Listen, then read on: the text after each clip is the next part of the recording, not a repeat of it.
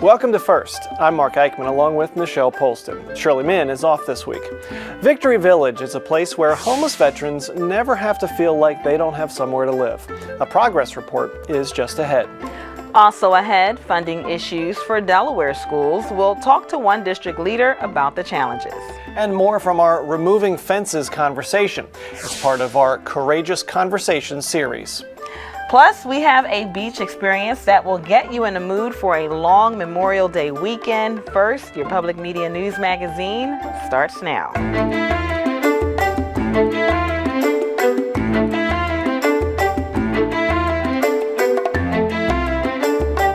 As you celebrate the kickoff of summer this Memorial Day weekend, we also remember those who have given their lives in service for their country. We'll look at both aspects of the holiday on First. For veterans coming home, the transition to civilian life can be tough, especially for those who need some extra help. Providing some of that extra help is a place in Middletown, which will be known as Victory Village. Shirley Min introduced us to the concept in our first look. On what was once a 5-acre peach farm sits a centuries-old mansion that now serves as one of Delaware's newer resources for veterans. Victory Village is an 8-bedroom, 5-bath home offering transitional housing to homeless veterans looking for a fresh start.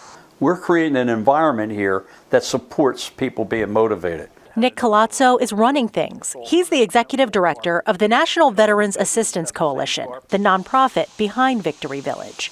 The facility on Poor Pen Road can house 24 male veterans in the dorm for 2 years max. This is what the rooms look like. There are 4 beds to a room. Every veteran gets their own locker that locks. And everyone who comes here and stays here gets one of these goodie bags full of toiletries. For now, Marine Joe Lewis is the only person living here. He heard about Victory Village from a pastor at the Sunday Breakfast Mission in Wilmington, where he'd been staying for the past 3 years. I've lived in cars, I've lived in vans, I've really been down and out. 9 times out of 10, when you're homeless, people don't even see you. It's almost as if you're invisible. The Homeless Planning Council of Delaware's 2016 point-in-time one-night count of the homeless found of the more than 1,000 people experiencing homelessness in the state, 107 of them identified as military. That's 10%. When you can't get a job because you're homeless, it's even worse. So for Victory Village, to give a homeless veteran a place to stay and be able to go out and get a job and to make themselves better, thumbs up. But more than just a roof over their heads, Colazzo envisions Victory Village being a one-stop shop for veterans. When somebody calls here and wants to speak with somebody dealing with maybe emotions, we connect them with somebody that's PTSD. Finances, we connect them with somebody that can take care, like Operation Homefront. We connect them with behavioral. We connect them with the person from the VA. We connect them with benefits and all. We connect them with somebody from the Commission on Veterans Affairs. Colazzo's trying to eliminate the frustrating runaround vets often experience after leaving the service. His goal is to connect veterans directly to the organizations and services they need, here on the second floor or elsewhere on the property. What we need is more collaboration and less competition. All the organizations that I'm talking about are doing great things, but they're silos. And they do certain things, and not everybody knows what that particular silo does. Colazzo walked around the property with me, showing me its potential. He wants to turn a ranch house in the back of the property into housing for 8 female veterans and convert this barn into a PTSD rehab center with help from the VA. He says plans are in the works to rebuild this garage into training rooms where vets can become certified in small engine and electrical repair, plumbing, heating, and carpentry, and a meditation path made of bricks that can be bought to honor veterans or non-veterans. It'll provide a quiet place for vets and, in part, help fund Colazzo's vision. Chores come with the stay here, but Lewis says he likes to keep busy. I've got the pool that I deal with. I've got this 5 acres of land to take care of when I can stay up. Lewis works overnights at a printing press and is applying for a second job so he can start saving money to get a place of his own. There's veterans out there that went in young like myself, came back after 10, 15 years, and know nothing else but the military, and they need something. This will help. When my other guys come in here, I hope I can be an example to them and help them to be just as strong as I. Colazzo wants to take Victory Village across the country, not only to end veteran homelessness, but also to give our veterans a chance to make something of themselves. They've certainly earned it.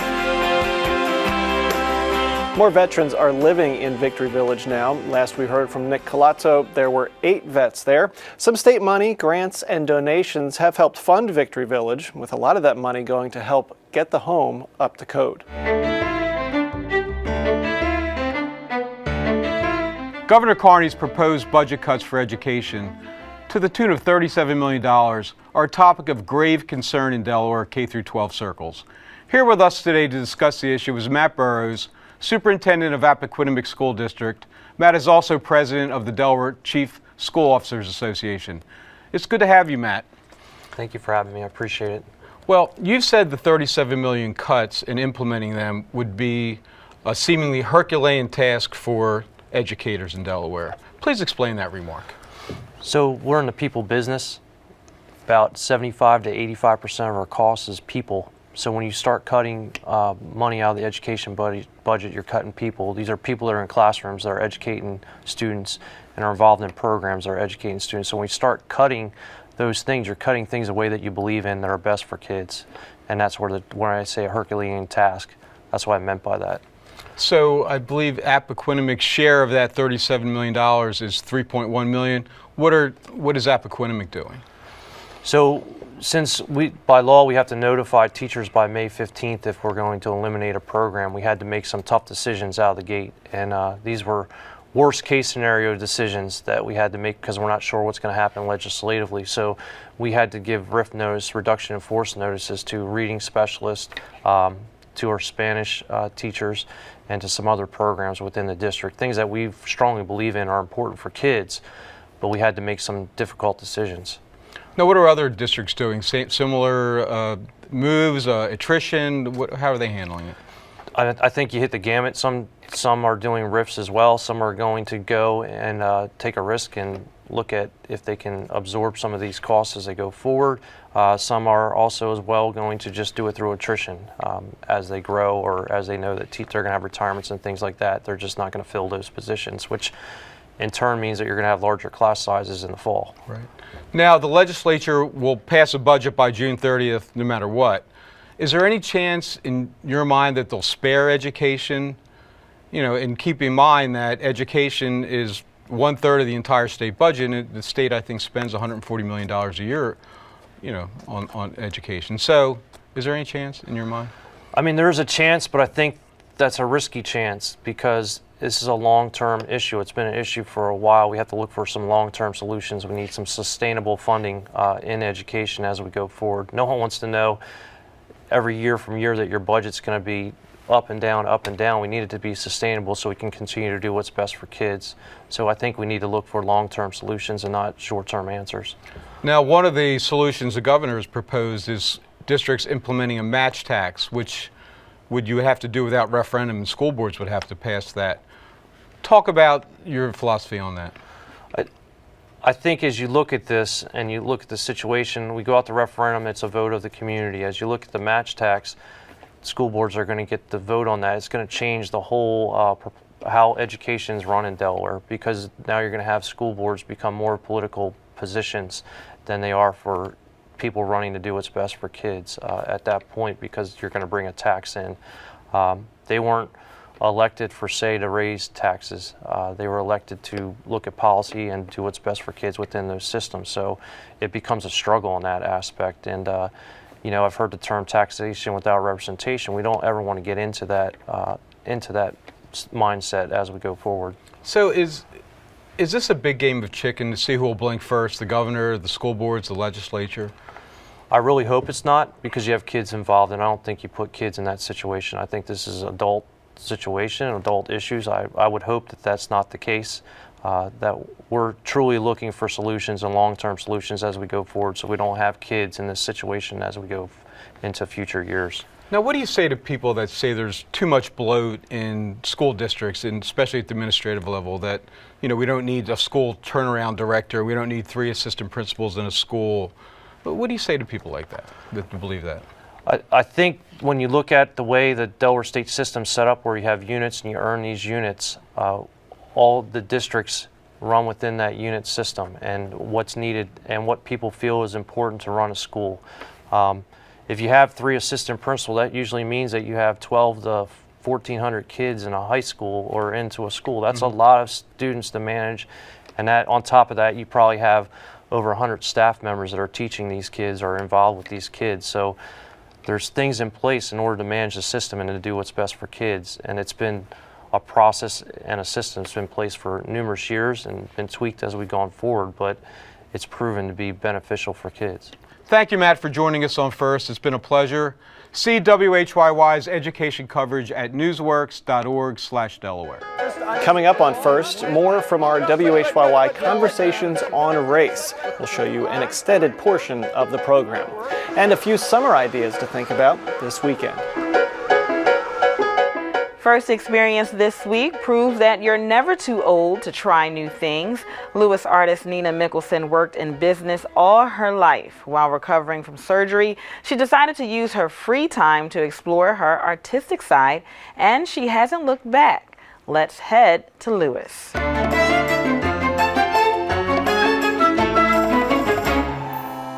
I'm from Finland originally. I was born in Helsinki, which is the capital. My background basically is in business. I have an MBA, I have a secondary PhD degree in business administration, and I worked in business all my life.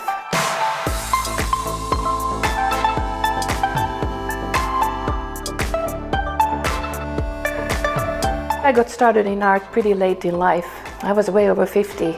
It was actually kind of a peculiar thing. I was happened to have surgery. It was the first time I, as an adult, did not have to worry about others or other responsibilities, about work.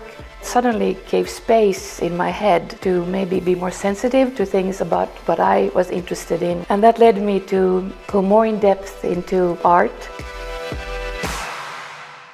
At art school, the teachers were in their 30s and the students were in their 20s, and there I was, 50 plus, and it was a little intimidating, but at the same time, I thought it was incredibly refreshing to be with these young kids who were younger than my children, and to kind of learn from them.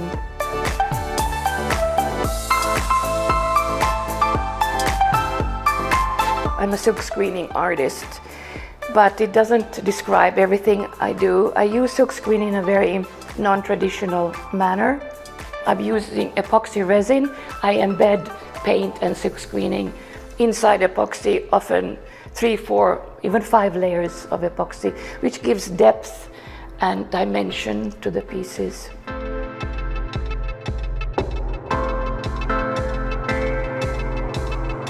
To me, the beach is a happy place, so I want people to feel the ocean. I want them to hear the bubbles when they dive in water. I want them to feel the hot air and feel the dried up grasses in the summer heat. It's more transferring of a feeling. And when I do my resin pieces, I just want them to kind of be sucked into that liquid sense of uncontrolled color.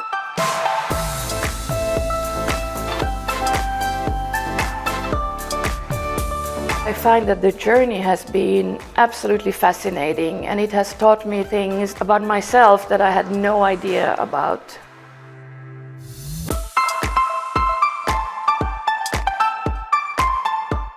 I don't want to do art for myself. For me, the biggest thing with making art is the connection with the person who appreciates it, and something happens in them when they see the piece. That's what I'm looking for ultimately.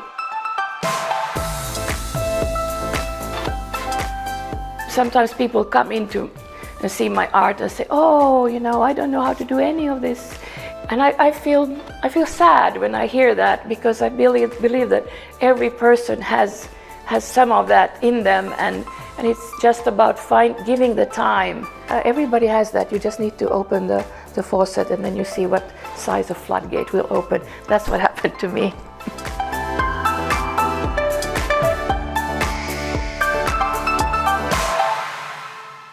Heading to the beach for the weekend, Nina has a solo show of her work now through July 16th at the Peninsula Resort in Rehoboth Beach. Find more information at ninamickelson.com.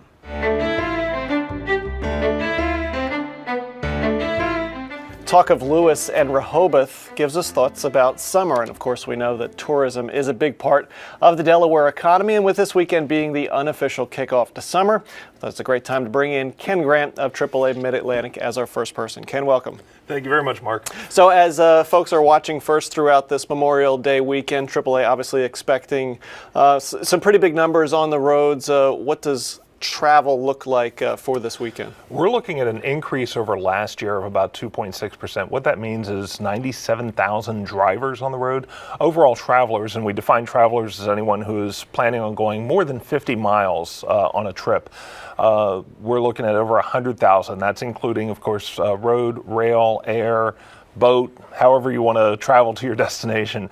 We're obviously focused on those 97,000 motorists that we'll see on the road starting Thursday going through Monday of Memorial Day weekend.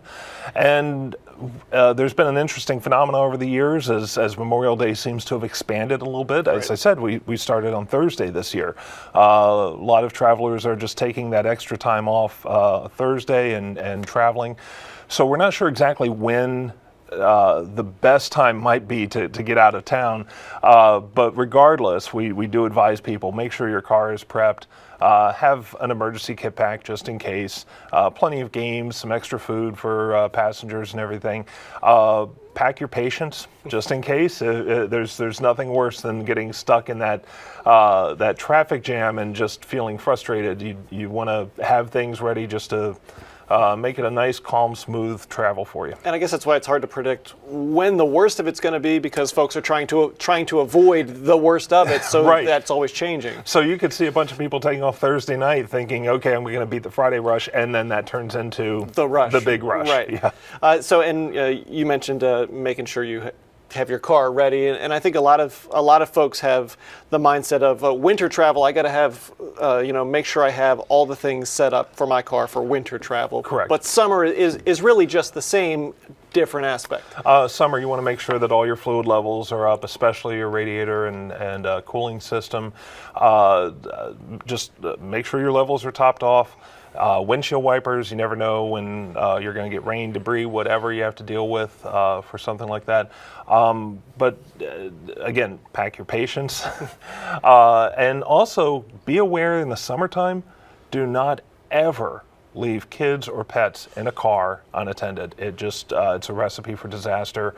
We're seeing where the temperature inside a parked car in just a few minutes can get to oven-type temperatures, and that's a dangerous situation we never want to see anybody in. For sure, really dangerous. So with a lot of people traveling by car this Memorial Day and even throughout the summer, heading to the Delaware beaches or maybe heading from Delaware to other spots, expecting a lot of people traveling to Delaware beaches, and maybe where are folks going beyond Delaware's borders? So there's plenty of great places for day trips around here. Everything from the Outer Banks in the Carolinas to Alexandria, Virginia. You can go out to West Virginia and enjoy a nice day in the mountains out there. One of my personal favorites, Jim Thorpe, Pennsylvania. There's a lot of places to go and check out. There's a lot of great events coming up, from Separation Day in Newcastle, the Firefly Festival, the Ladybug Festival, the Clifford Brown Jazz Festival. There's so many things to do this summer in and around the region. We expect to see a lot of people taking advantage of those opportunities and enjoying what Delaware and the Mid-Atlantic region has to offer. And then finally, real quick, gas prices. Everybody's worried about gas prices. Seem to be hovering around $2.30. Expecting a big increase this summer? Or? We were expecting the increase to hit by now. Normally, Memorial Day weekend is when you see your big increase. Sure. Because of a glut of supply and some other factors right now, things are staying in that $2.30 range. Now we just have to wait and see what happens throughout the summer. We're hoping that for all the motorists' sake that it remains relatively low. And of course, we just got a constitutional amendment passed here in Delaware, so all the money that you pay in gas taxes in Delaware will definitely go to road projects and bridges and infrastructure. So we see that as a very good thing. All right, we'll keep our fingers crossed on the gas prices. Ken Grant of AAA Mid-Atlantic, thanks so much for being here. Enjoy your summer. Thank you, Mark.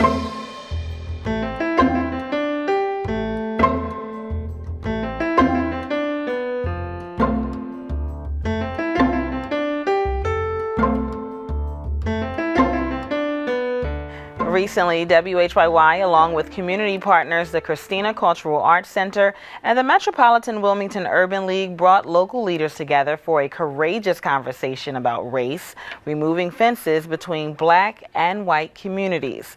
During that discussion, our panelists tackled some tough topics. So let me push Yes. the envelope. Can I push the envelope just a little bit? Push it. Okay. Push it. I've heard what people of color need to do. Yes. I've not heard yet what those who are responsible for erecting and sustaining and fortifying fences between black and white communities, what is their burden? What is their responsibility for dealing with fences? And why are they incented to do that at all? Oh my. Exactly. Okay. So I think, I think one of the things, right, is to own white privilege, right? To learn about the history of racism and structural violence in this country. They're just facts. We had riots it was one of the most violent riots right here. And yet, so we have all these issues in our community with police in the community, right? I wonder where that started. Why hasn't anybody acknowledged, right? Some of the healing that could go on in this community, if the police force could come and say, you know what, we acknowledge our tumultuous relationship, right? That acknowledgement, when someone says, I'm sorry to you and acknowledges that they've hurt you, guess what? You start to heal. Okay, so that I went totally off, so I'm sorry. But part of it is us owning white privilege, right? Owning your white privilege, recognizing it, right? Recognizing it, and I don't think anybody's going to do. I don't think all, especially, and I apologize to some of you white men out there, but you are privileged as can be, right? And I don't think you really want to give up that privilege. I think that there's really wonderful men that like my father, who would dedicate their lives to issues of race and inequality. Charlie, let me ask you, what is your burden? What is your responsibility for owning the erection and the sustaining of fences as a white male in society? The reason that 60% of Delaware's prisons are filled with people of color is not because of what happened in Washington, it's because of what happened in Delaware. And that is what happens in Dover, and that is, our local elected officials, and why we have school board elections and things like that on non-election days. When I was in the General Assembly in the minority, I tried to change that, put it on election day.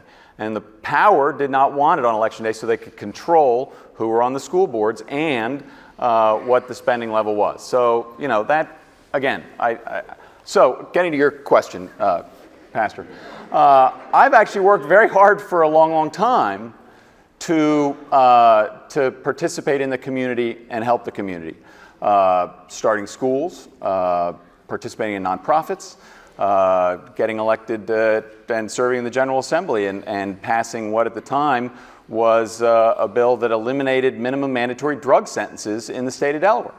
Part of my theory there was that the reason that there were more drug arrests in Wilmington is, frankly, it's a hell of a lot easier to troll up and down the streets of Wilmington when the houses are boom, boom, boom, boom, boom, than it is to troll up and down the streets in Hockessin where they're 2 acres apart and people can hide in the woods. So, it's a raw numbers, right? No, but Joe Madison. Can I second? I worked, and I got that bill passed. I was out of the General Assembly, and we changed minimum mandatory drug sentencing in Delaware because it was unfair. It was unfair for lots of reasons. The last time I checked, isn't Delaware in the United States of America? And wait a minute. It is. And so you have an attorney general Wait a minute. You're right, and you're half right. You're absolutely right. It is easier to troll up and down. And it is wrong. Well, wait a minute. I'll speak for myself. All right. It is easier to troll up and down and get the drugs. But here's what happens. When a young white boy or girl trolls up and down and gets the drugs, they go back, they get caught. And if they get caught with cocaine, then they don't get the same sentence. That's right. Well, let me finish. As the black kid that gets caught with crack. And those are federal guidelines that exist. So I appreciate your legislative effort, and I hope that it worked. What I'm saying is you're still part of the United States, and that there are minimum sentencing guidelines. And then let me also point out, you live in a neighborhood where you will be targeted.